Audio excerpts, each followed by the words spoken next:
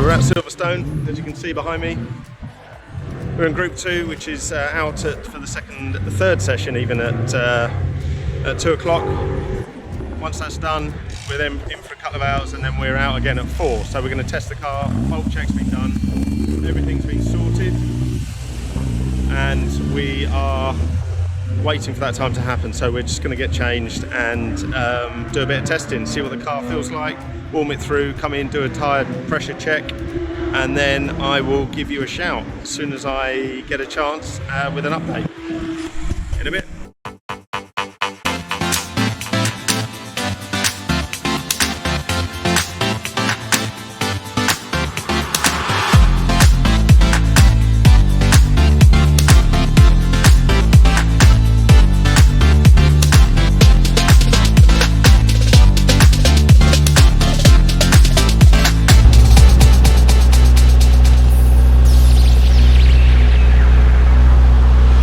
So once in the car, the engine started, it's a case of making sure all the systems we're happy with it. Temperature, water temperature on the dash, the oil temperature on the car with the red flashing light. I can't work out how to turn off. The rear screen is on and the radio is connected and working. I can hear my dad and my dad can hear me essentially. Importantly, that the pin is pulled out from the fire extinguisher, and it's a case then of doing 3 or 4 laps gently and warm that car through, making sure that we identify any problems, make sure we haven't done anything silly like not tightened up the wheels or anything that you can easily forget. So we have a list and we go through that list, and then it's a case of very gently going through the gears, working through it. We've done the clutch slave and the clutch master cylinders before we arrived at Silverstone, so it's a case of testing them. I think that they might need another bleed, but apart from that, it's just gently avoiding green BMWs that want to run you off the road. But generally, it's just a case of warming it all through and then come back in, get someone to look under the boot where the engine is and just check it. And you'll see that other cars are up to speed much quicker. But then randomly, when I'm doing this, engine cuts out, and it cuts out on the corner before the main straight. So I try and keep it rolling and pull up at the safest possible place.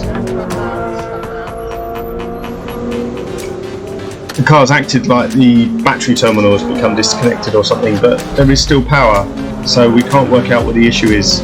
I try a restart with simple ignition off, and then I try a full battery kill and restart, which it does, but it's not 100% happy.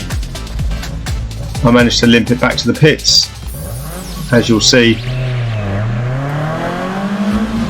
and get someone to have a quick look underneath, make sure there's no issues. Bear in mind this is the last session of the day, because the first one got red flag.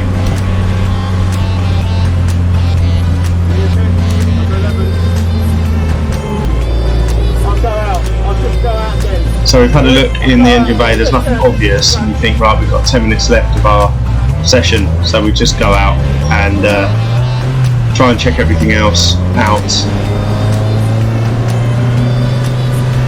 Make sure the clutch works, ready for qualifying in the morning if it's going to happen. Admire the Daytona that I drive past, and go out for another session.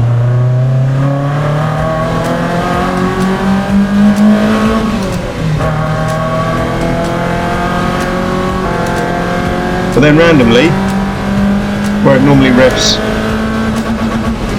to 7.2 before the rev limiter, this is now cutting in at 6.5 or even less. Meaning I use 5th gear, which I don't think I've ever used in this car.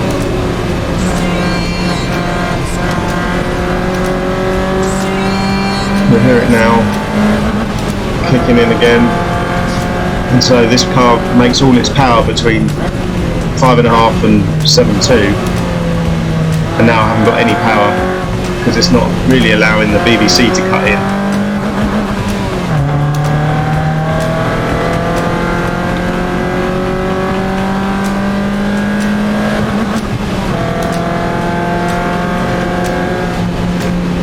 case of limping the car back. I think we do another lap or maybe 2 laps. There's some oil down here which you can see.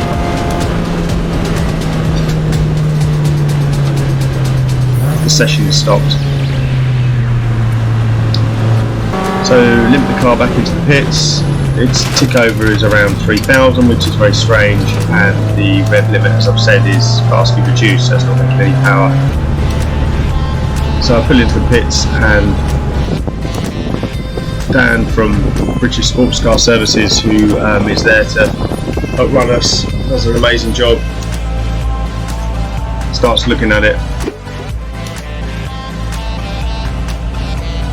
He has a couple of theories and tells us it's the end of the day for testing, leave it with him. We can't promise anything, but he's got a few ideas. And we do exactly that. We leave Silverstone, travel to the hotel, and just hope that the next day we'll be out on the circuit. Watch this space.